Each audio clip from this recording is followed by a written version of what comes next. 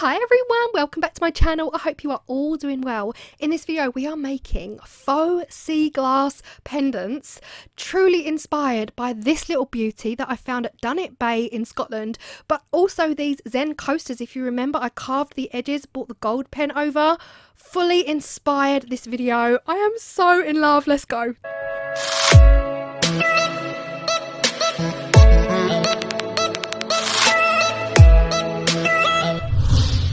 So the first thing I did was look through my stash of alcohol inks and resin dyes to find anything remotely close to the glass that I found on Dunnet Bay Beach in Scotland.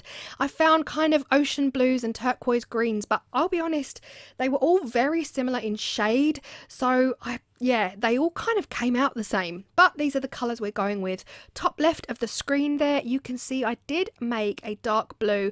I didn't really like it as much, but I still used a little bit because I know that sea glass comes in every shade possible, including pink and black. So yeah, these are the colours that closest resemble the glass I found in Scotland.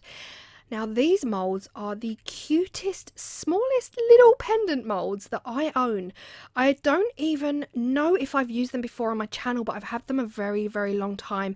If I find them again, they will be linked in my Amazon storefront down below, but they are absolutely ideal for this project.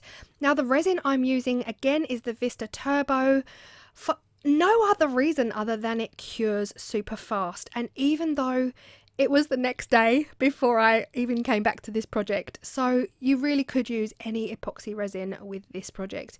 But I am loving these colours so far. Now, I've already shown these to my patrons, and yes, I can see now why you think they were green.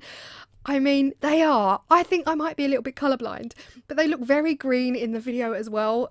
But because the actual name of the colour is ocean blue, I don't know guys, but anyway, I think they really closely resemble that kind of stereotypical sea glass. When people think of sea glass, they think of the blues and these turquoisey teal colours. So yeah, this is what we have. I'm demolding next day, 24 hours later, and this is what we have. We have 5 very basic epoxy resin pendants.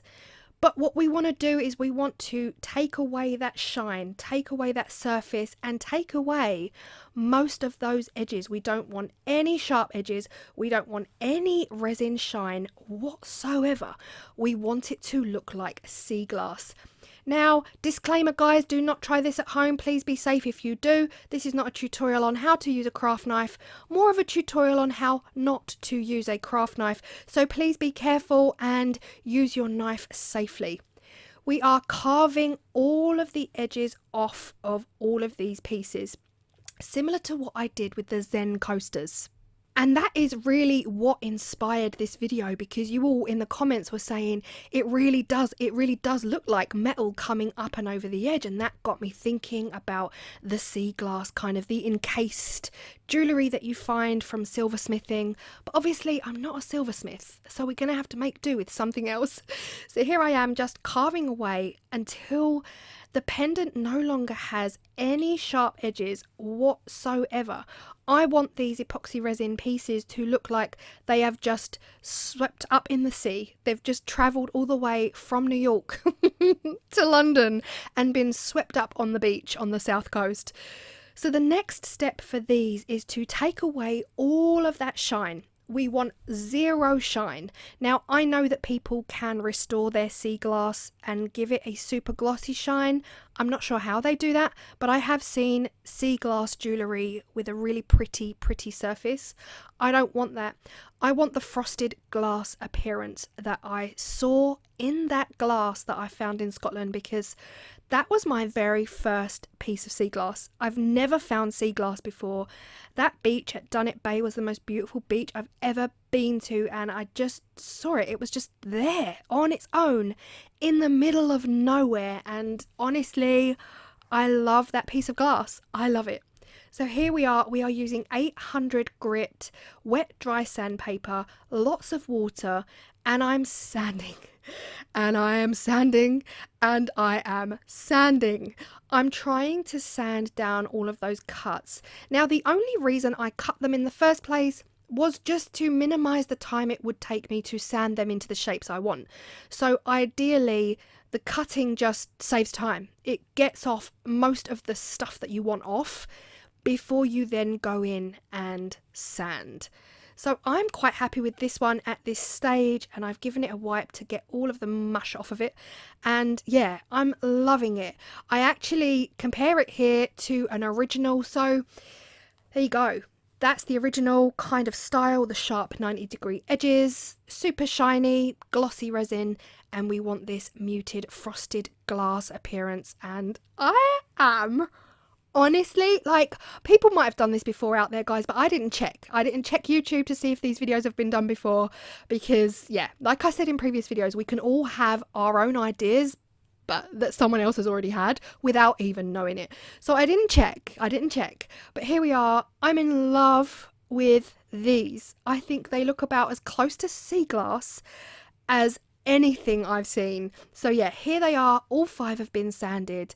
Some look more rustic than others. Some look way more sanded than others. I could have spent probably another hour sanding these down to get perfectly formed, rounded edges, that sea glass that has been battered in the ocean for months and battered up against the beach. But yeah, anyway, here we are. The trick now for me to make these look like they have got that silver gilded edge is pen.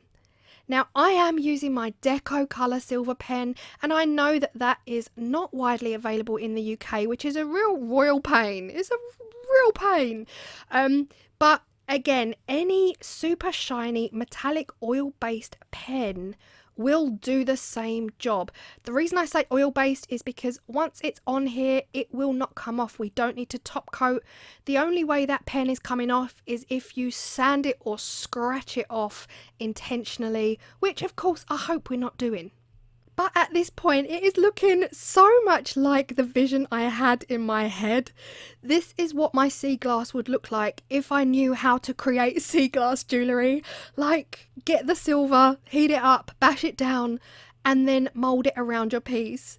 The only tricky thing with these were they were so teeny tiny, it was impossible for me to hold them without getting silver pen on my hands, transferring it, etc, etc. So I came up with this nifty little trick. Do not try this. I actually hot glued a cotton bud onto each piece of the resin in the centre, and it gave me a really, really sturdy handle so that I could hold them while I do the pen. In hindsight, I would probably just do one side, wait for it to dry, flip it over and do the other side, because I am telling you now, hot glue does not want to come off of epoxy resin. I told you there is a lesson in every single one of my videos, guys. The method worked. It was an absolute dream. It allowed me to give all of these a side coat of that pen. I was so happy at this point. But when it came to taking that hot glue off, oh my goodness me, it took me to another level of pain. I ended up having to use my craft blade to scrape the hot glue gun off of the resin. And even then, it didn't come off like a dream. It left debris behind. I ended up scratching the pieces, and I ended up then having to go back in and sand. So don't be like me, okay? Don't be like me. Be patient, do one side, let it dry, flip it over, do the other side. This is the reason I used the cotton bud trick.